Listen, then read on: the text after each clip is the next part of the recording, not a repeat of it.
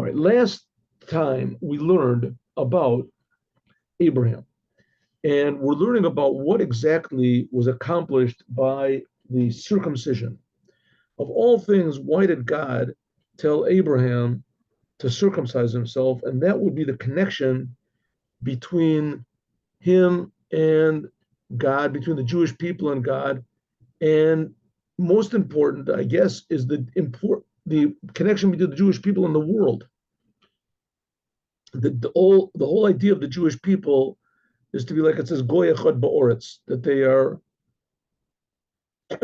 God's representatives in the world to tell everyone that there's a creator and that there's a plan for the creation and how important the creation is and how important every human being is and how important every moment of life there is, moment of life is. And so the time and place and soul, individuals are very important. So the Jewish people are here in the world. And their main function is in the world. Their main function is to tell everyone that the world is important, more important than going to heaven. And like we said so many times before, that's the lie which is inherent in every religion in the world, is that they stress going to heaven. And in Judaism, even though there is such a thing as heaven, and it certainly is mentioned, and it is used as a motivation for people that can't be motivated by anything more, altruistic. So people that just can't sort of shake their selfishness off. So you tell them, okay, listen, if you do what it says in the Torah, then you get a spiritual reward also. You go to heaven. But that's not the point. The point of Judaism is to fix up this world. And I know I've used the example a lot of times, but it's like a doctor that the only reason he works is for money. So he's a good doctor and he heals people, but his motivation is not right. Well, being a doctor, that doesn't really make any difference what your motivation is, as long as you're healing people. But in Judaism, your motivation is of prime importance. Of prime importance. It's not more important than your deeds. The deeds have to be done. But if you're doing the deeds in order to go to heaven, then you miss the point. It's better to do the deeds, do the commandments for no reason at all, just because I'm a Jew. I do the commandments. That's better than to do the commandments to go to heaven. But it's better to do the commandments in order to go to heaven than it is not to do them at all.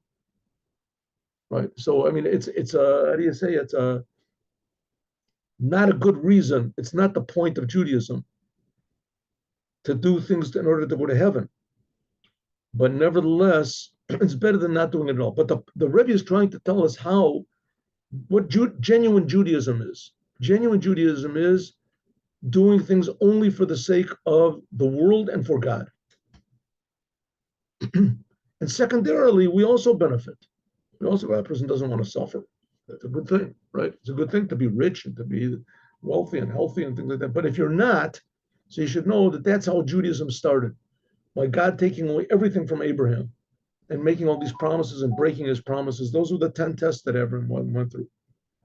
Okay, so what do we explain up to now? What is this idea of the world? The world is concealment. The world conceals the truth. The world conceals God. And the world conceals, most of all, how important the world is. The world itself conceals itself, conceals what the real true meaning of life is.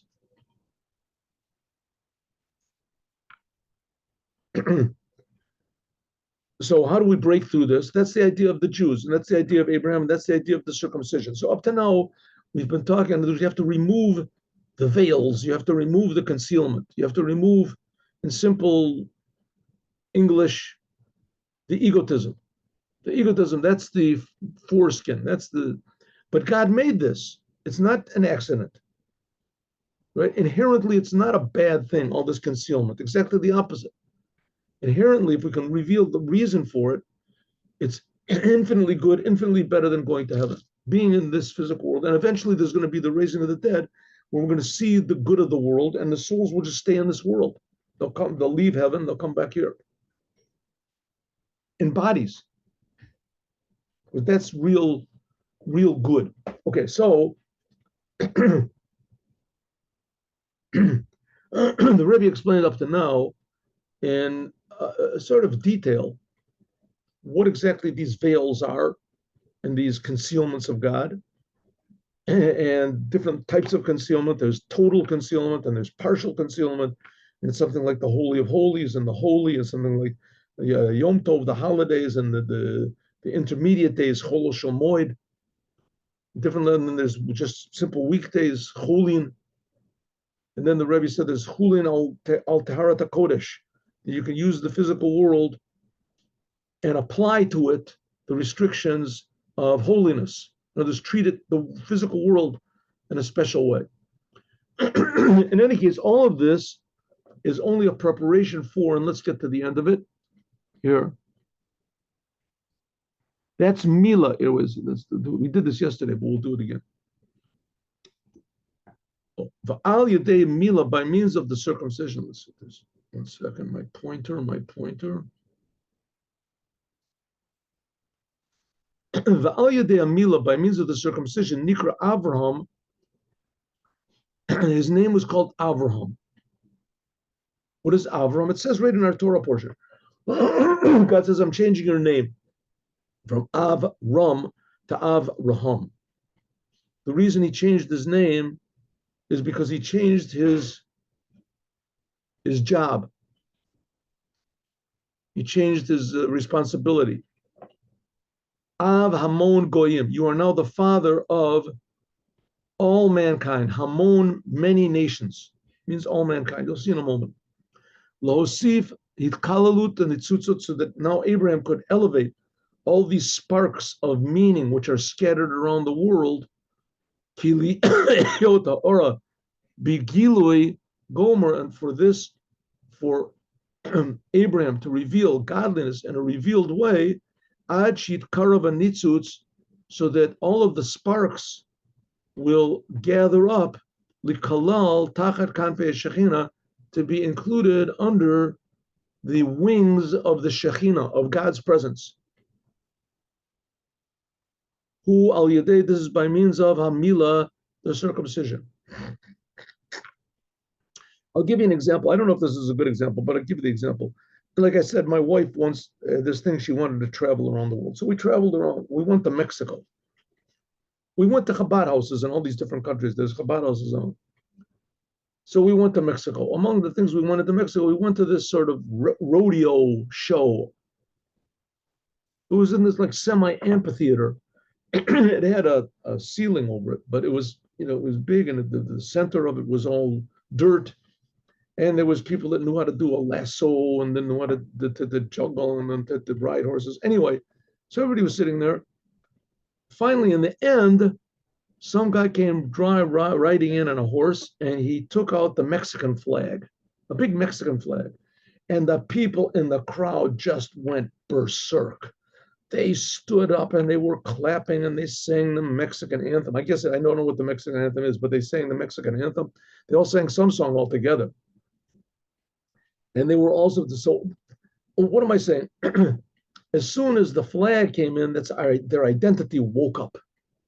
But up to now, we've just been individuals watching the show and enjoying. And now we are not just individuals, we are Mexicans. And okay, the same thing is when godliness is revealed in the world. When it's revealed in the world, that's like the flag of Judaism. All of a sudden, all the Jewish souls wake up. And not just the Jewish souls, that's also the flag of the world. The whole entire world wakes up. Everything in the world suddenly becomes a little bit more radiant with meaning. And it's a little bit more difficult to use things just for your own selfish purposes. A little bit more. So that's the idea of Abraham. Abraham was, so to speak, the flag of God. He was bringing godliness into the world. How did he do it?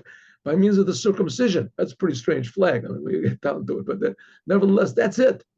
That's the Jewish people. By means revealing, when God was revealed in the world, when you feel in the world as a creator, that was basically the thing of the Holy Temple. It was a place you'd go and you'd feel that there's a creator, that God is creating you.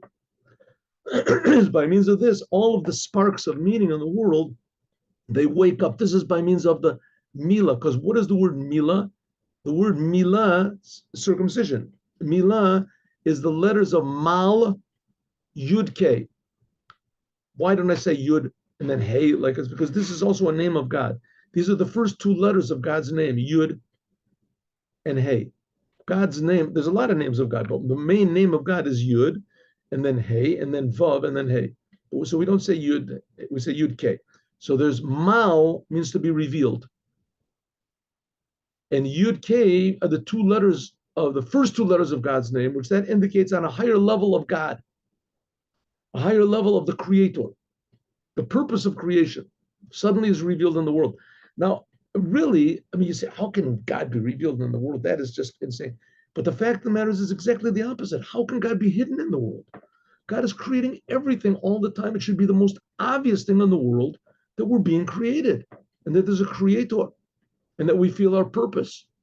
Now we feel it a little bit. There's this thing called conscience, right? People feel conscience. Suddenly they feel, I can't do this. My conscience bothers me.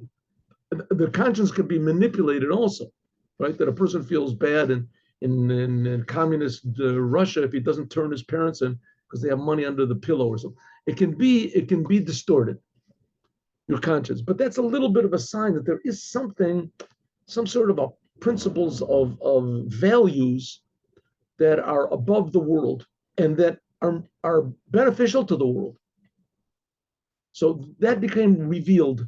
Godliness is the source of all these values. Abraham was the first one to reveal it. He only revealed it in his own personality, how he reacted to the world and etc., how he acted in the world.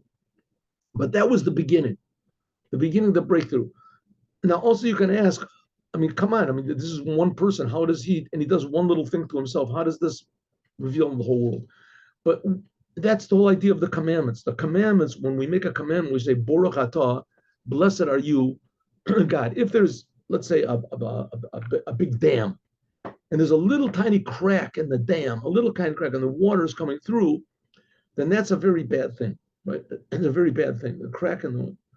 And what if it's the opposite way around, right? The world is very bad, and there's an ocean of good, and the big dam that's standing between, that's our own egotism or all these veils that we're talking about. There's a little tiny crack, and the goodness is coming through. That's the whole idea of bris milah. Even if one person does something good, right? Like you're in a totally dark room, all the lights go out in the stadium, right? There's 100,000 people in the stadium, and all the lights go out, and it's a totally dark room, and one person lights a match or something.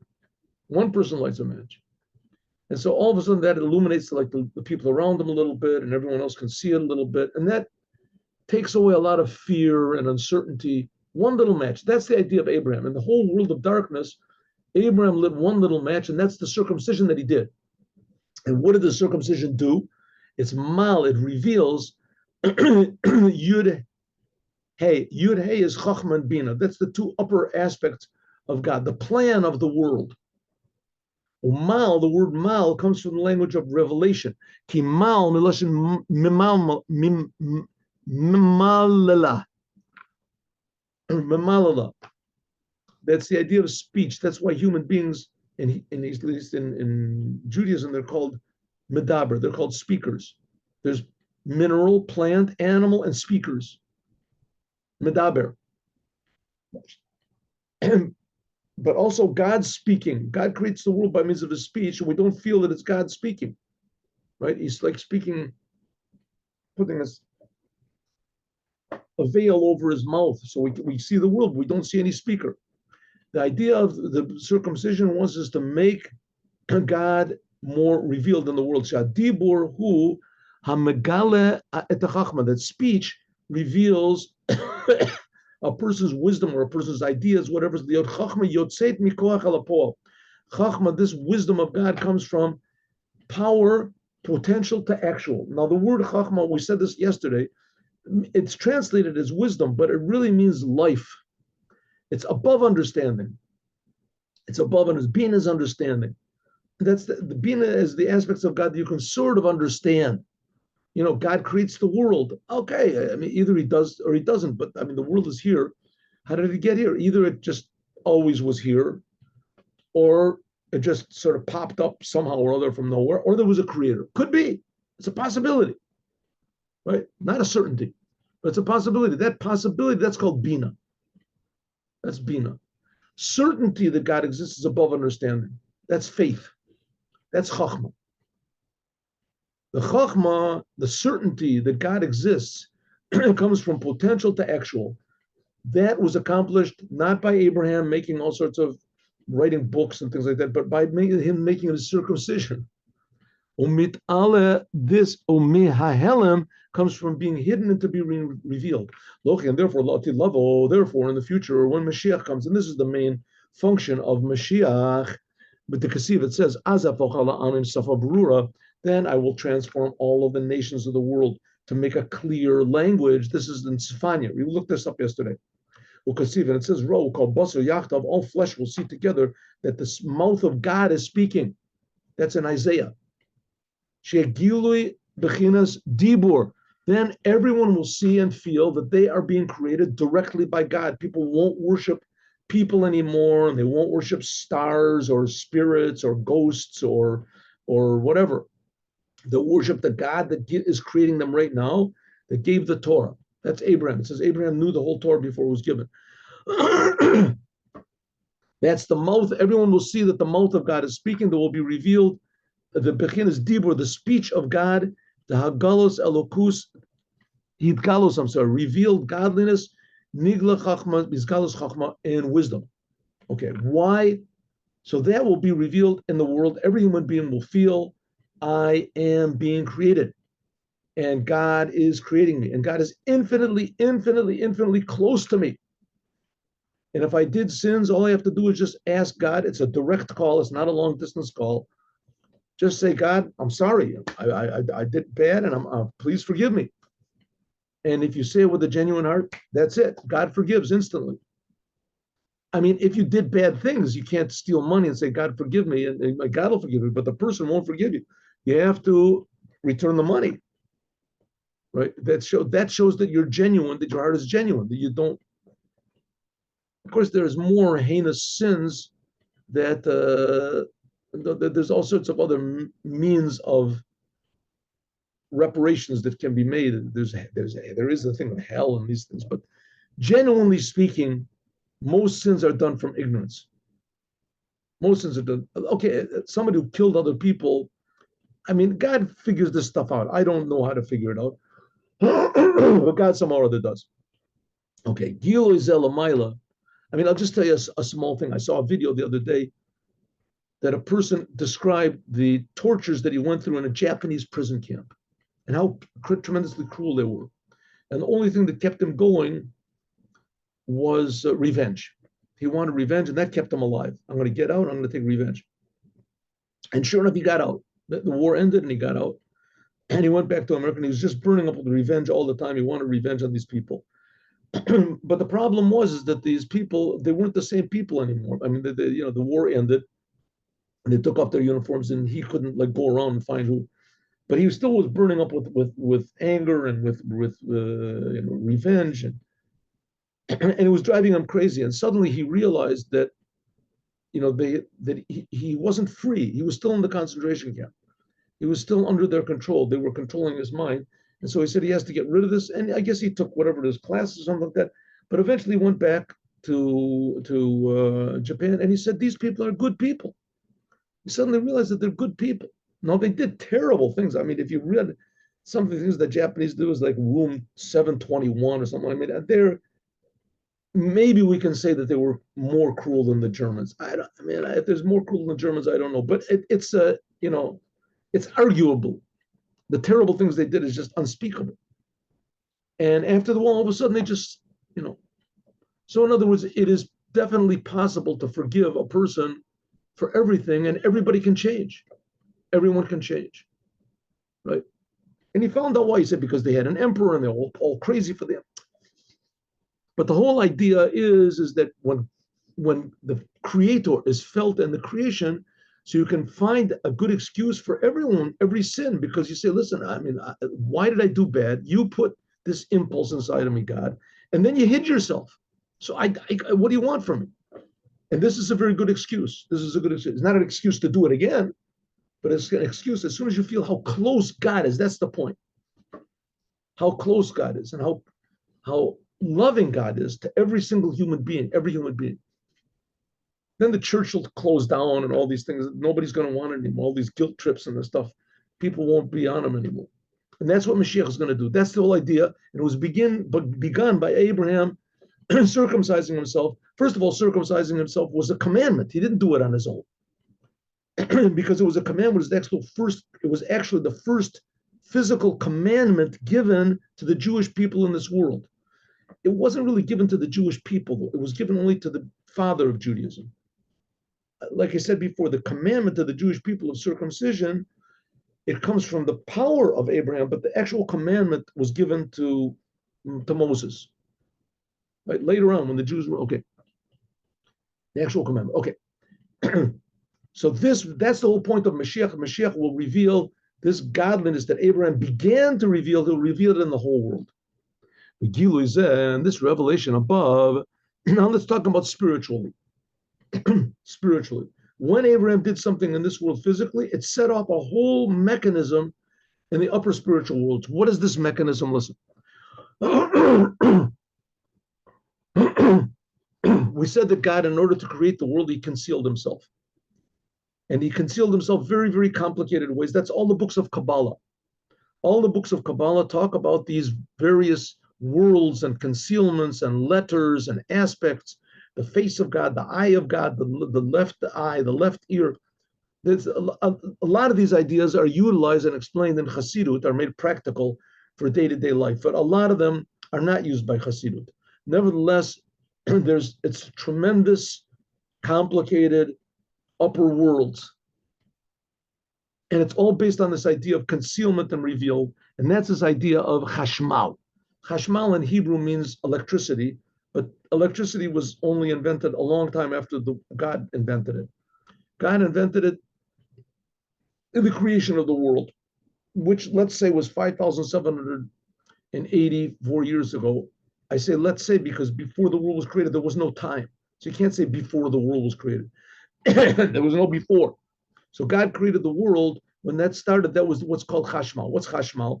Chash means to be quiet, and mal, like we said over here, means to talk, like mila.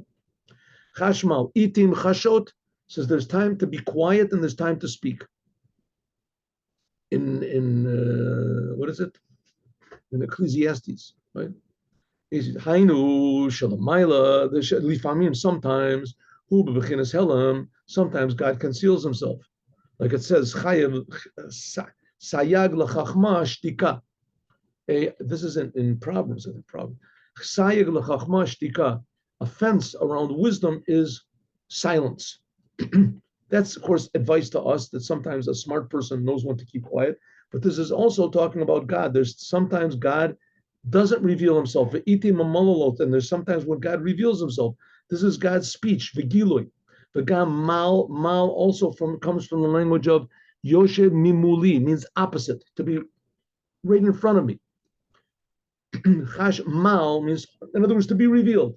Hu pirish negdi kalomer dover shenire keilu. It is visible as though it is opposite my eyes.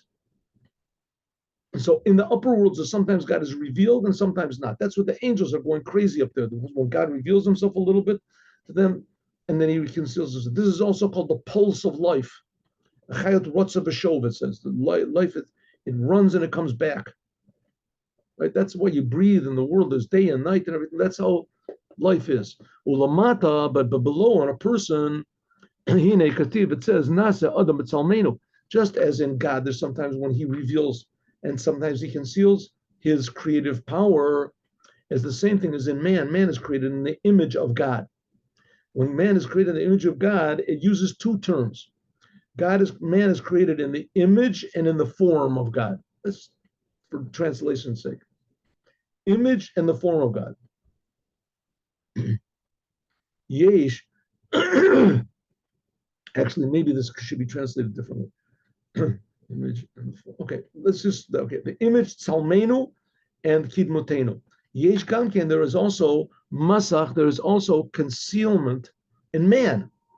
And man is created in God's image and God's form. There is also a covering, al aver hamashpia. Al aver hamashpia. Now the aver hamashpia, that's the organ of procreation, right? Man is excuse me, people have children, and there is a union between the male and the female. The male has an organ of procreation, and the female has a receptacle for this organ of procreation. We're going to talk about Torah later on. I don't know if we'll get to it today. We'll see. So the organ of what is the organ of procreation? What does it mean? That through that organ, and that's where the circumcision is made, there can be made more people. One person can go out to make more people. And that's the organ of procreation, that's mashpia. That's, by the way, the big sin. That's the big sin, of this whole woke movement and the LGBT and the things like that, is to use sexual the sexual organs and sexual power for yourself, for your own pleasure, not to make others, to create others, to do everything possible not to create other people. Every sort of diversion and whatever it is, not to, right, to use this power for selfishness. Because God, whatever reasons he had, he made this organ the place of a big battle. Either it's the source of selfishness, which we see that's what's being used for today. That's called decadence. Decadence from the language of decay, that mankind just decays. There's no giving over to others, just pure, unadulterated selfishness. I'm the boss. I call the shots. I do what I want. Makes me feel good. That's good. That's a definition of good. In other words, it's not mashpia. It's not giving over to others. Sometimes there's mutual pleasure, but that the idea is not to give over to others. It's to receive. And that's the whole point of the circumcision, is to remove the selfishness from our ability to give out to others. Therefore, the circumcision is made specifically in that place of the aver on the organ of mashpia, of giving over to others. Shehu, which is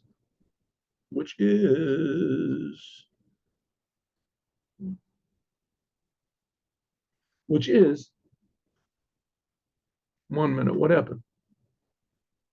One second. Somehow or other, I skipped something over here. Excuse me, I don't have much time.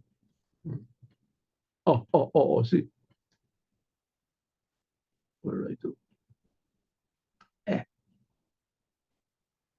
It went too far. Is it true? What did I do? Why did I do this?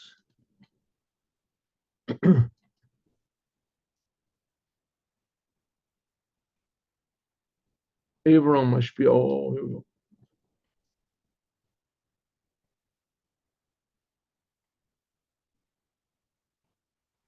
Excuse me 1 second. Something over here is not right. 1 minute. 1 minute. Excuse me. The mistake is over here. 1 second. 1 minute.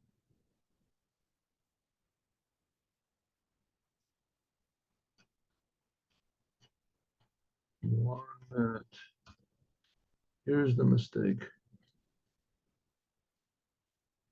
Here it is. I skipped too much. Okay. Shuhuba bechinas Ram. This is Ram. Av Ram is very high. Abraham was high for himself. He was removed.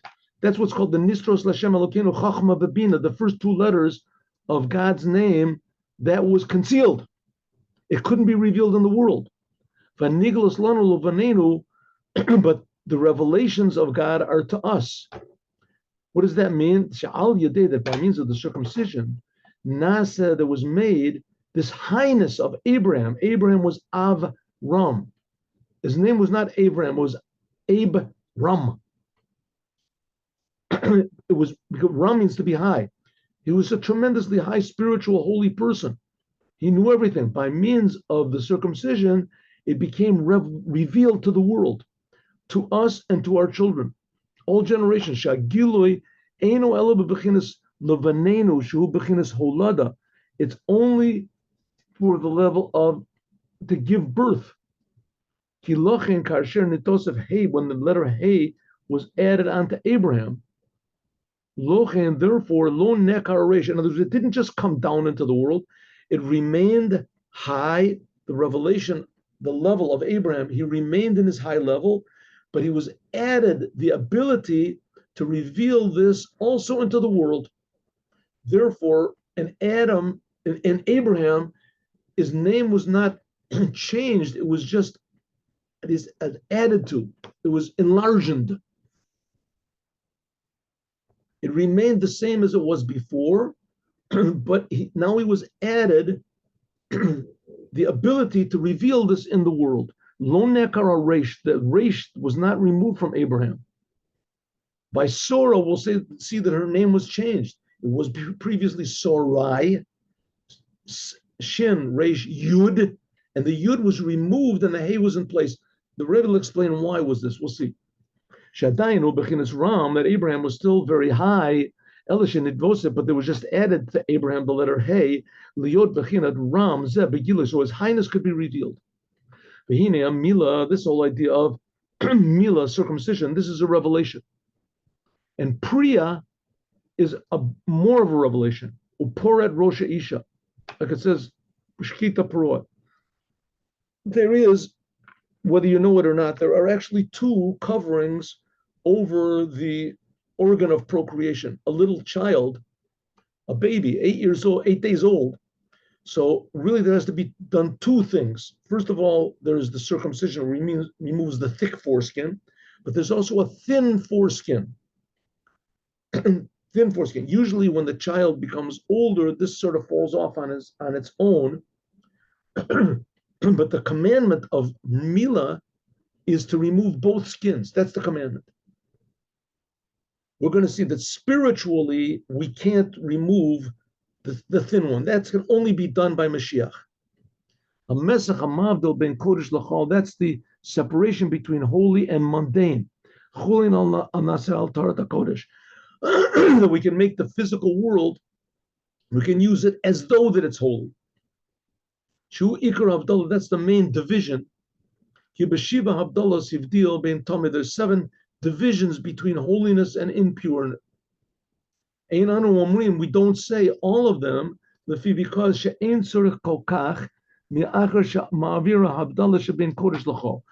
our main job nowadays is to reveal just a little bit of holiness into the world, a little bit of holiness into the mundane, so that all mankind will know that there's a creator, that they can drop their superstitions and their fears and their guilt trips and all these other things that motivate them, and they can realize the goodness and the love and the closeness of the creator. They'll do the 7 Noahide commandments. That's our job now, to divide between holiness and mundane, that everyone in the world realizes that the world is being created. But that's not really revealing the holiness of God in the world. It's not the holiness of the world. That's like dividing between the holy and the mundane. But the holy of holies, that's only going to be revealed by Mashiach. Let's see if we can do this other thing. But nevertheless, the whole idea is the circumcision is to reveal what is concealed. That's the job of the Jews in the world. Let's see if we can get the next part. Sorah. Oh, sorry, this is a little, okay, we'll try it. Now, God changed Abraham's name, and like I say, he didn't really change it, he just added to it. He added the letter Hey. Sorry, her name was Sarai, and God removed the Yud. Right? Now, together, Sarah and Avram, they had a child, and their child was Yitzchak. Now, before Abraham was circumcised, he also had a child. This child was Yishmael. But Yishmael was not destined to be the Jewish people. Yitzchak, he's going to be the Jewish people. And he could only be born after Abraham was circumcised and his name was changed. And also Sarah's name was changed. Why was Sarah? It says, sorry, Sarah, your wife, Lo tikra shemo Sarai, her name will not be Sarai, ki Sarah shemo, her name will be Sarah. Hine, behold, Shini Hashem, the change of the name of Sarah, who liot la, that she could be able to give birth. Kamaim Razal, like the rabbis say, Sarai lo tele, that Sarai could not give birth. It says that Sarah didn't have a womb. It says, Ein lo valad, it says, Sarah akara, Ein lo valad, Ein lo beit valad. So the birth of Yitzchak was really quite miraculous. Nevertheless, it was done by a normal process. They had marital union, Abraham and Sarah. And she became pregnant, she gave birth. If so, we have to understand, hello, so this removing of the yud and the replacing of the yud with hey, that enabled Sarah to give birth. This indicated that something spiritual was happening to enable her to give birth. Just like the adding of the letter hey to Abraham was indicating something spiritual was happening, that there could be a revelation of God, Abraham's highness into the world. And the same thing with Sarah, says the Rebbe, one second. The letter Yud, that's the first letter of God's name, that's the source of, how do you say, fertility, fecundity. That's a word, fecundity. That's the source of here. But note, it's known, ki ikra holada, the main giving birth comes from this aspect of chachma, the highest aspect of God's name, pure life. Life. That's where birth comes from life. Why remove the Yud? That's life. Don't remove that from Sarah. You want her to give birth. You want her to make life. Leave the Yud there, right? No. Why? Because Chachma bechinas ayin. Why is Chachma, this highest level of godliness, called pure life? Because it's called ayin. It's called nothingness. And Chachma, this idea of life, it comes from nothingness. No one knows where it comes from. Masha'en kein bina, which is not the case. Bina is called yesh. It's called something. Bina is already how God, so to speak, manifests himself in a limited way. That's Bina, understanding. The letter Hey, this is concealment. The letter Yud is showing on revelation. The letter Hey is showing on how God congeals himself, if you want to call it, hides himself. How can adding the letter Hey, or replacing Yud with Hey, give her the power of giving birth? Lokeach mito, you're taking from her the power of Yud, which is life, and you give her the power of Hey, which is concealment. It seems that God did exactly the opposite of what he should. Should have left the Yud, which is a sign of life. That's the first letter of God's name. And he replaced it with the letter Hey, which is the second letter of God's name, which shows on a certain degree of concealment. Why did God do this? And it is like the Abraham and Sarah. There are two different aspects of the same thing. Abraham is what's called Chachma Eloah, and Sarah is called Chachma, no, the other way around. Sarah is called Chachma Eloah, and Abraham is called Chachma Tatoah. Shesora, that Sarah and Abraham, they're beginning Chachma of Atzilut. Two aspects of the aspect of Chachma of Atzilut, which is pure godliness. That's we're talking about the dimension of the 10 aspects of God as they are before creation. That's Atzilut. That's Abraham and Sarah. Hine, Lamaila, above, Kachu, so it is. Kochamida, this is the way things go. In this upper worlds, Abraham, after all, and Sarah, they were just representatives. They're of the upper worlds in this world. Ikara Holada, the main power of giving birth, that there could be an actual new existence, comes by not God revealing himself, but by God concealing himself. Ki im haya orein, so because if godliness, the infinite light of God, would reveal himself too much, then loya efsha, there could not be any creation of the world at all. Afilu, even by means of many constrictions or contractions, whatever, because like God's name, God is called Ein Sof. So if you take Ein Sof and you divide it by 1,000,000, you still have Ein Sof. It doesn't make any difference. It's infinite. a little bit of infinity is still infinity. So that would be the aspect of, so it couldn't be revealed, which is not the case. That's the thing of Sora. Sora, this is exactly the opposite. She'im or mitzamtzem, that if that her name would remain Sorai, Yud, and this light would become, that's the first letter of God's name, is the letter Yud. That shows how God contracts himself to become a name. If this letter Yud, which that's the smallest letter of the Hebrew alphabet, if Sora would be contracted, Hu Choshech Be'elam, it would be concealment. It would be hiding her power of birth. It would be concealment. Gomer, but Ikaris Havos, and the main existence comes by means of his Pashtus Bar Chabad. And there's God concealing himself.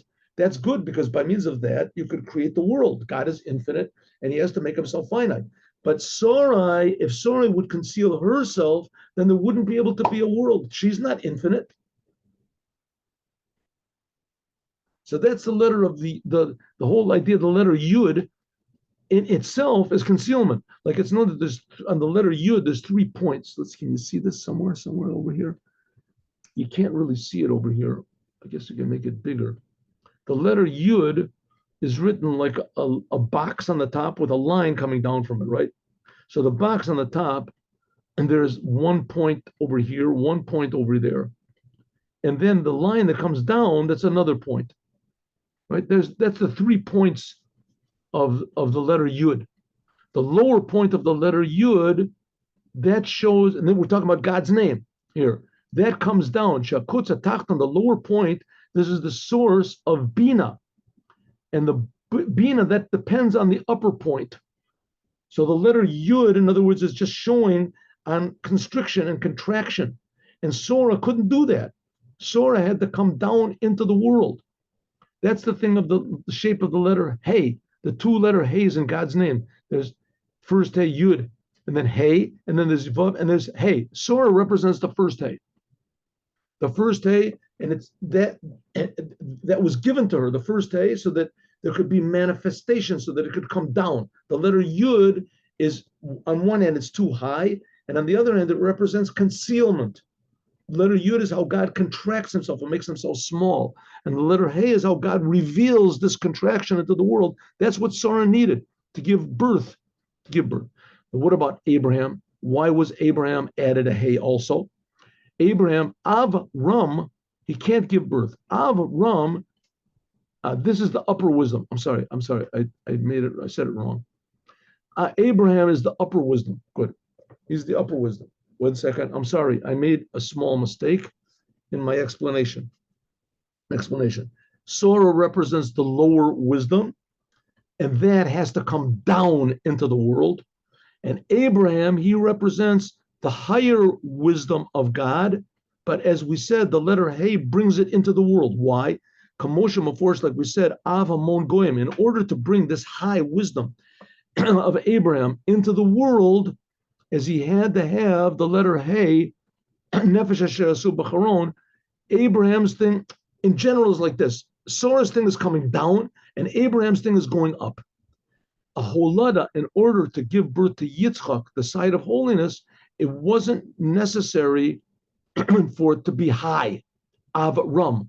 Adarabba, call Sitra de Kedusha, the whole thing of holiness is not coming down, but Lois Pashas, it's coming down, going up, which is not the case that Sora, she was added the letter Hey in order to give birth to Yitzchak. Okay, shortly, this is how I understand this.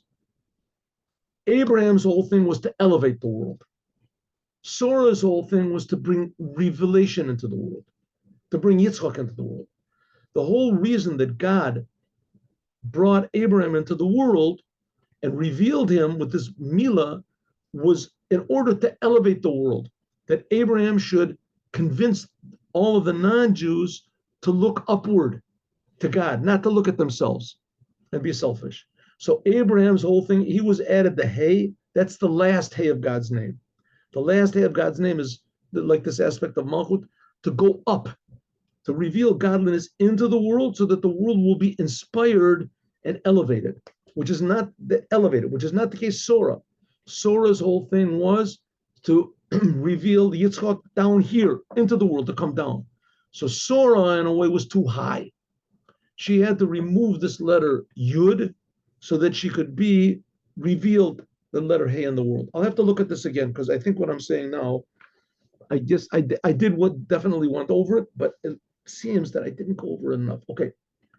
So Sora, therefore, her thing was to bring Yitzchak down into the world, into the world. And the letter Yud represents concealment, being small, and she had to be open. She had to open up to bring, which is not the case. Abraham's whole thing was to elevate the world, to bring the world up.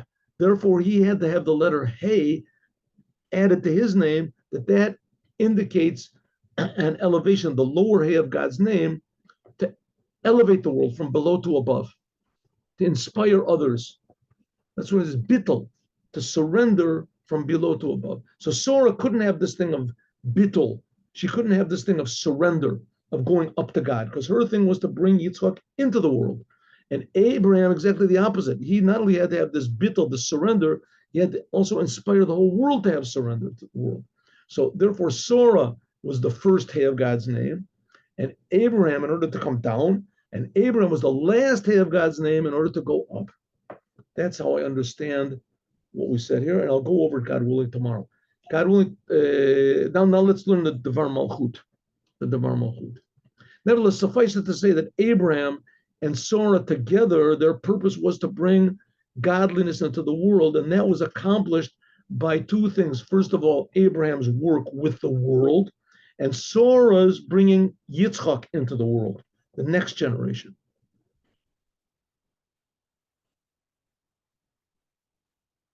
One minute.